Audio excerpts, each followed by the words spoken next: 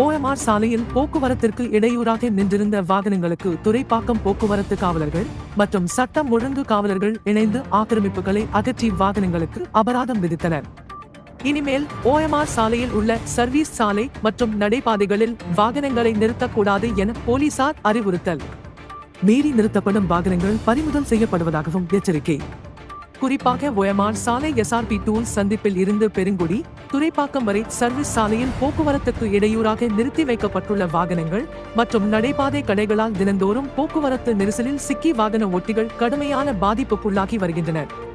சென்னை தெற்கு துணை ஆணையாளர் மகேஷ்குமார் உத்தரவின் பேரில் OMR சாலை SRP டூல்ஸ் முதல் துறைப்பாக்கம் வரை உள்ள சர்வீஸ் சாலையில் உள்ள கடைகள் மற்றும் பல நாட்களாக நிறுத்தி வைக்கப்பட்ட வாகனங்கள் என சாலை ஆக்கிரமிப்புகளை துறைப்பாக்கம் போக்குவரத்து மற்றும் துறைப்பாக்கம் சட்டம் ஒழுங்கு காவலர்கள், சென்னை மாநகராட்சி அதிகாரிகள் ஆகியோர் ஒன்றிணைந்து ஆக்கிரமிப்புகளை அகற்றினர்.